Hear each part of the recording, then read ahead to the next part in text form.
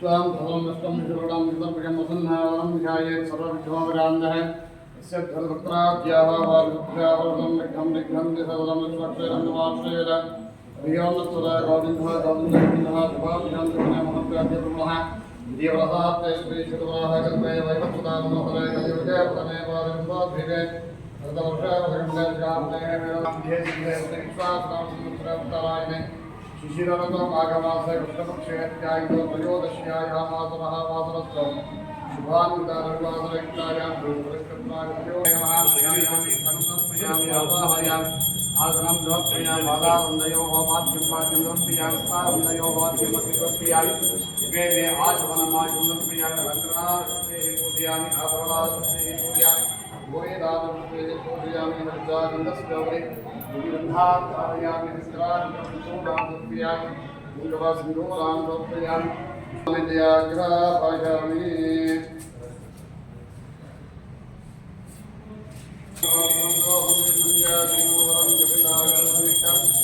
योगोऽयं सदविष्टां दिव्यपरिमलाभूतामिति आग्रहापयां प्रत्यक्षस्थापिता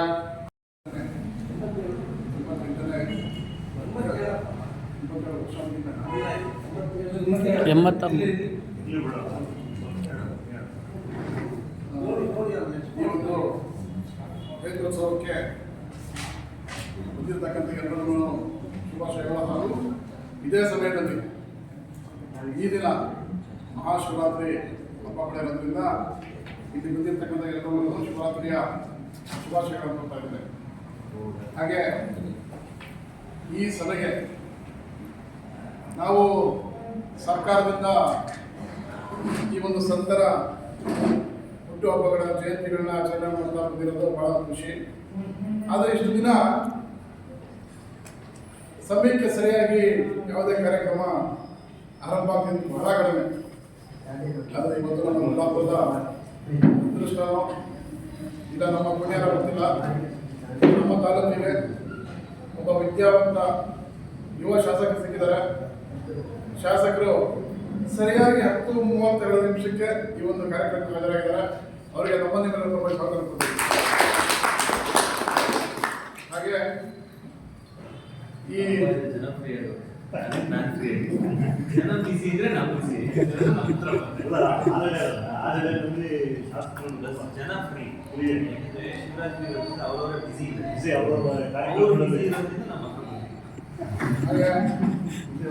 ಈ ಒಂದು ಕಾರ್ಯಕ್ರಮದಲ್ಲಿ ಹಾಜರಿರ್ತಕ್ಕಂಥ ಎಲ್ಲ ಸರ್ಕಾರಿ ಅಧಿಕಾರಿಗಳಿಗೆ ಸ್ವಾಗತ ಮಾಡ್ತಾ ಇದ್ದೇನೆ.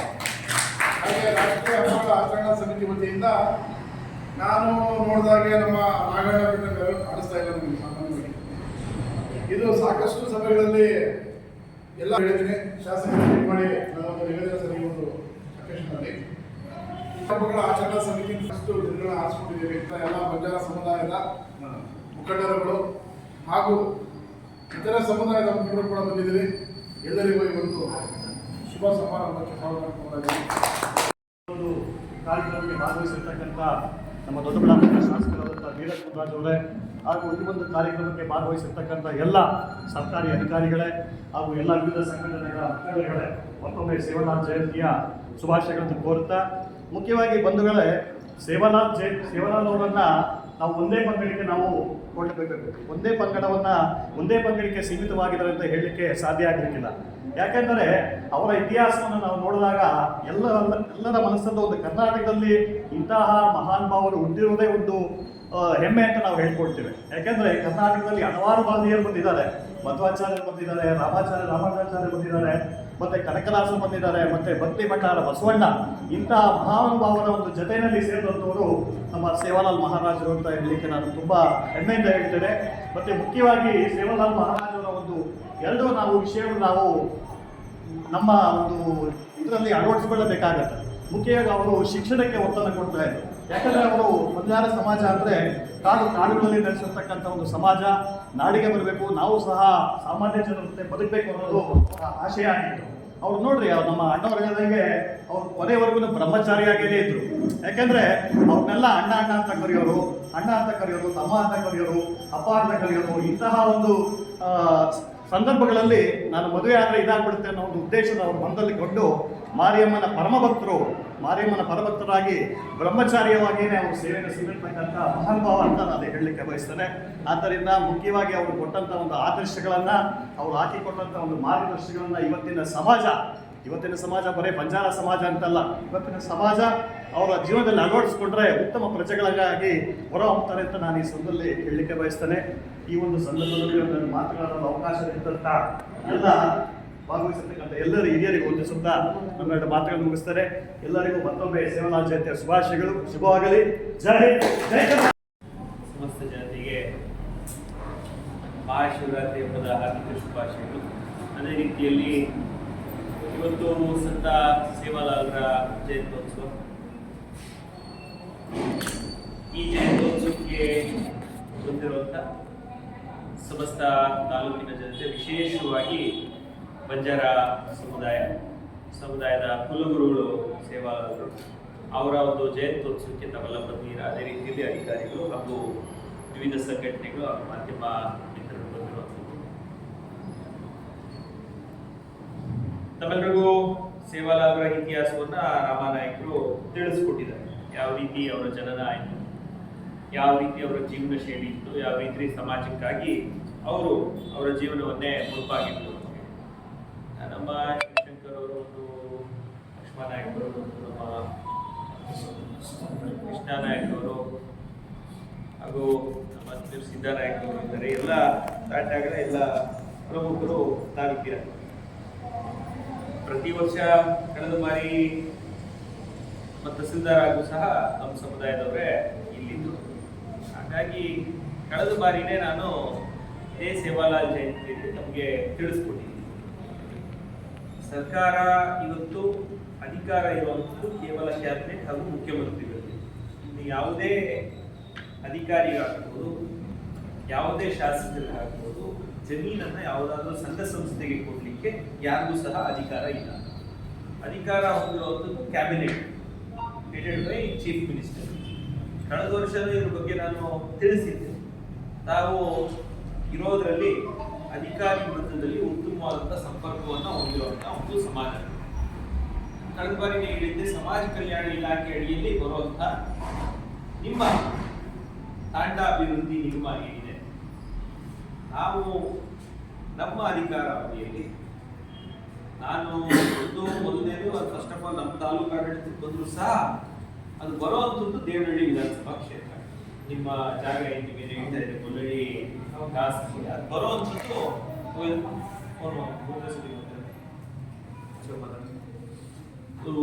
ಬರುವಂಥದ್ದು ದೇವನಹಳ್ಳಿ ವಿಧಾನಸಭಾ ಕ್ಷೇತ್ರ.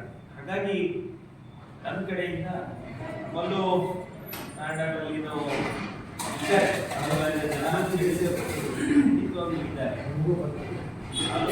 ಜಿಲ್ಲೆಗೆ ಬೇಕು ಅಂತ ಕರೆಕ್ಟಾಗಿ ಗ್ರಹಿಸಿದ್ರೆ ಜಿಲ್ಲೆ ಭವನವನ್ನ ಕಟ್ಟಬೇಕು ಅಂತ ಹೇಳಿದ್ರು. ಕಳೆದ ಬಾರಿ ಸಜೆಷನ್ ಕೊಟ್ಟಿದ್ದೆ, ನೀವು ಯಾವತ್ತು ಹೋದ್ರು KCF ಸಾಹೇಬ್ರನ್ನು ನಾನು ಬರ್ತೀನಿ, ಮುಖ್ಯಮಂತ್ರಿ ಹತ್ರ ಹೋದ್ರು ನಾನು ಬರ್ತೀನಿ. ಇಲ್ಲಿ ತಾಲೂಕು ಆಫೀಸರ್ RIB ರಿಪೋರ್ಟ್ ಏನಾಗ್ಬೇಕು ಅದು ಹಾಕ್ಸಿಲ್ಲ. ಅದಕ್ಕೆ ಯಾರು ತಕರಾರಿರಲ್ಲ, ಅದಕ್ಕೆ ಯಾರು ಅಷ್ಟೇ ನಮ್ಮ ಅಧಿಕಾರ ಹೋಗಲಿ. ಇದನ್ನ ಬೆಸ್ಟ್ ರೂಟ್ ನಾವು DC ಹಂತದಲ್ಲೇ ಮಾಡ್ಕೋಬಹುದು. ಅಂದ್ರೆ ಒಂದೇ ದಾರಿ ಸಮಾಜ ಕಲ್ಯಾಣ ಇಲಾಖೆ ತಾಂಡಾಭಿವೃದ್ಧಿ ನೀವು ಮಾಡ್ಕೋಬಹುದು. ನಾನು ಯಾಕೆ ಅದನ್ನ ನಿಮಗೆ ಸಜೆಸ್ಟ್ ಮಾಡಿದೆ ಅಂದ್ರೆ, ಅಧಿಕಾರಿಗಳು ಹೆಚ್ಚಿನ ರೀತಿ ನೀವೇ ಇರೋದ್ರಿಂದ ಅದೇನಾದ್ರೂ ನೀವು ಕುತ್ಕೊಂಡ್ಕೊಂಡು ಈ ತಾಂಡಾಭಿವೃದ್ಧಿ ನಿಮಗೆ ಯಾರೇ ಸರ್ಕಾರ ಬಂದು ಯಾರದೇ ಆದ್ರೂ ನಿಮ್ಮ ಸಮಾಜದವರೇ ಅಧ್ಯಕ್ಷ 99%, 100% ಅಂತ ಹೇಳೋದು 99% ನಿಮ್ಮ ಸಮಾಜದವರೇ ಅಧ್ಯಕ್ಷ. ಯಾರೇ ಇದ್ರು ನೀವು ಹೋಗಿ ಕೇಳ್ಕೊಂಡ್ರೆ ಅವರು ಗ್ರಾಂಟ್ ಕೊಡ್ತಾರೆ. ತಾಂಡಾಭಿವೃದ್ಧಿ ವಿತೌಟ್ ಫೇಲು ಸರ್ಕಾರದ ಕಡೆಯಿಂದ ಸಮಾಜ ಕಲ್ಯಾಣ ಇಲಾಖೆಯಿಂದ ಗ್ರಾಂಟ್ ಹೋಗುತ್ತೆ. ಸಂಘಕ್ಕೆ ಕೊಡೋದು ಹೌದು ಒಳ್ಳೇದು, ಸಂಘಕ್ಕೆ ಒಂದು ಆಸ್ತಿ ಆಗುತ್ತೆ. ಎಂಡ್ ಆಫ್ ದ ಡೇ ಏನು ಒಂದು ಸಮುದಾಯ ಭವನ, ಒಂದು ಹಾಸ್ಟೆಲು, ಮಕ್ಕಳು ಓದೋಕ್ಕೆ ಬರೋಕ್ಕೆ, ಇನ್ನೊಂದಕ್ಕೆ ಮತ್ತೊಂದು ವಿದ್ಯಾಭ್ಯಾಸ ಅನುಕೂಲ ಆಗಿದೆ ಅಂತ ಏನು ಮಾಡ್ತಾ ಇದ್ದಾರೆ. ಅದನ್ನ ನಿಗಮದಿಂದಲೂ ಮಾಡ್ಬೋದು. ಇದನ್ನ ಲಾಸ್ಟ್ ಟೈಮ್ ಸಜೆಸ್ಟ್ ಮಾಡಿದ್ದೇನೆ, ಇದನ್ನ ಮಾಡಿ ಅಂತ ಹೇಳ್ತಿಲ್ಲ, ನಾನು ಸಜೆಸ್ಟ್ ಮಾಡಿದ್ದೇನೆ. ಸಂಘಕ್ಕೆ ಆಗುತ್ತೆ ಅಂದ್ರೆ ನಾವು ಚೀಫ್ ಮಿನಿಸ್ಟರ್ ಹತ್ರ ಹೋಗಿ ಕೇಳ್ಕೊಳ್ಳೋಣ, ಅದಕ್ಕೆ ನಾನು ಸಹಕಾರ ಕೊಡ್ತೀನಿ. ಈ ಎರಡರಲ್ಲಿ ಯಾವುದೇ ಆಪ್ಷನ್ ನೀವು ತಗೊಂಡ್ರು, ನನಗೇನು ಒಂದು ಆಸೆ ಅಂದ್ರೆ ನಿಮ್ದೊಂದಾಗ ಏನಾದ್ರು ನಿಮ್ಗೆ ಸೇರಿಸಿದ್ರೆ ಇನ್ನೂ 16 ಸಮುದಾಯಗಳು ಸೇರಿಸ್ಕೊಬಹುದು. ಇನ್ನೇನಿಲ್ಲ, ನನಗೊಂದು ಸ್ವಾರ್ಥ ಇನ್ನಿಂದ ಆಯ್ತು ಅಂದ್ರೆ ನೆಕ್ಸ್ಟ್ ಒಕ್ಕಲಿಗ ಅಭಿವೃದ್ಧಿ ನಿಮ್ಮ, ಲಿಂಗಾಯತ ಅಭಿವೃದ್ಧಿ ನಿಮ್ಮ, ಈ ರೀತಿ ಒಂದೊಂದೇ ನಿಗಮಕ್ಕೆ ಜಾಗಗಳನ್ನ ಸೇರಿಸಬಹುದು ಅನ್ನೋದು ನನಗೆ ಸ್ವಾರ್ಥ ಇರೋದು ವಾಸ್ತವ ಅಂಶ ನಾನು ಹೇಳ್ತಾರೆ. ಹಾಗಾಗಿ ಲಾಸ್ಟ್ ಟೈಮ್ ಮೇಡಮ್ಗೂ ಹೇಳಿದ್ದೆ ತಹಸೀಲ್ದಾರ್ಗೆ, ಇಂದೇ ಸಮುದಾಯ ಇದನ್ನು ಮಾಡ್ಕೊಡಿ ಮೇಡಮ್, ನಿಮ್ದೊಂದಾಯ್ತು ಅಂದ್ರೆ ಮಿಕ್ಕಿದ್ ನಾವು ಮಾಡ್ಬೋದು ಹೇಳಿ ತಿಳಿಸಿದ್ದೆ. ನಿಮ್ಮ ಕನ್ವೀನಿಯನ್ಸ್ ನಾನೇನೋ ಆಮೇಲೆ ನನ್ನನ್ನು ತಪ್ಪಿಟ್ಕೊಳ್ಬೇಡ್ರಿ, ನಮ್ಮ ಸಂಘಕ್ಕೆ ಕೇಳಿದ್ರೆ ಅಂತ ನೀವು ಸಂಘಕ್ಕೆ ತಗೊಂಡು ನಮಗೆ ನಾವು ಸಂಪೂರ್ಣ ಸಹಕಾರ ಕೊಡ್ತೀವಿ. ಹಂಗಾಗಿ ಇದನ್ನ ನೋಡಿ, ಯಾಕಂದ್ರೆ ಜಾಗ ಪೊಸಿಷನ್ ನೀವೇ ಇದ್ದೀರಾ, ಎಲ್ಲ ನೀವೇ ಇದ್ದೀರಾ. ನಾನು ಒಂದು ರೀತಿಯಲ್ಲೇ ಕಾರ್ಯಕ್ರಮ ಬಂದಿದ್ದೀನಿ ಬಹುಶಃ ಹೋದ ವರ್ಷನೋ ಅದು ಆಚೆ ವರ್ಷನೋ. ಹಾಗಾಗಿ ಒಗ್ಗಟ್ಟಿದೆ, 8-10 ತಂಡ ಎಲ್ಲ ಚೆನ್ನಾಗಿದ್ದೀರಾ, 100 ತಂಡ ಏನು ಎಲ್ಲ ಚೆನ್ನಾಗಿದ್ದೀರಾ. ಹಾಗಾಗಿ ಶುರುವಾಗಿ ಇನ್ನೂ ಹೆಚ್ಚಿನ ವಿದ್ಯಾಭ್ಯಾಸವನ್ನು ಮಕ್ಕಳು ಕೊಟ್ಟು ಇನ್ನೂ ಹೆಚ್ಚಿನ ಸರ್ಕಾರಿ ಹುದ್ದೆಗಳನ್ನು ಅಲಂಕರಿಸುವ ರೀತಿಯಲ್ಲಿ ನಮ್ಮ ತಾಲೂಕಿನ ಕೆಲವು ಇದ್ದಾರೆ, ನಮ್ಮ ಹರೀಶ್ ನಾಯಕ್ ಸರ್ ಆಗ್ಬೋದು, ನಮ್ಮ ಇಂಜಿನಿಯರ್ ಕುಮಾರ್ ನಾಯಕ್ ಆಗ್ಬೋದು, ಎಲ್ಲ ಇದ್ದಾರೆ, ಇಲ್ಲ ಅಂತ ಹೇಳಿದ್ರೆ ಟಚ್ಚಲ್ಲೇ ಇದ್ದಾರೆ. ಎಲ್ಲರೂ ಇನ್ನೂ ಹೆಚ್ಚಿನ ಅಧಿಕಾರಿಗಳು ನಮ್ಮ ತಾಲೂಕವರೇ ಆಗಲಿ ಅಂತ ಶುಭ ಹಾರೈಸಿ ಎಲ್ಲರೂ ಕಾಂಪಿಟೇಟಿವ್ ಎಕ್ಸಾಮ್ಗಳು ಕೊಡೋದು ದೃಷ್ಟಿಯಿಂದ ಒಳ್ಳೆಯದಾಗಲಿ ಸಮಾಜಕ್ಕೆ.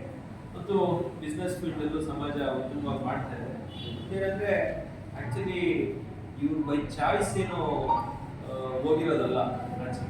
ಅವತ್ತಿನ ಕಾಲದಲ್ಲಿ ನಾಟ್ ರಾಂಗ್, ಊರು ಬಿಡಬೇಕಾಗಿರುವಂಥ ಪರಿಸ್ಥಿತಿ ಬಂದು ಕಾಡಿನ ಅಂಚಲ್ಲಿ ಇರುವಂಥ ಸಮುದಾಯ ಬಿಟ್ಟರೆ ಇವರೇ ಹೋಗಿ ಕಾಡಂಚಲ್ಲಿ ಇರೋದಂತಲ್ಲ, ಊರು ಬಿಡಬೇಕಾಗಿರುವಂಥ ಪರಿಸ್ಥಿತಿ ಬಂದು ಕಾಡಂಚಲ್ಲಿ ಇರುವಂಥ ಸಮುದಾಯ. ಹಾಗಾಗಿ ಹಿಂದಿನದೇನೋ ಕಾಡೇ ಇಷ್ಟ, ಕಾಡಂಚಲ್ಲಿ ಹೋದೆ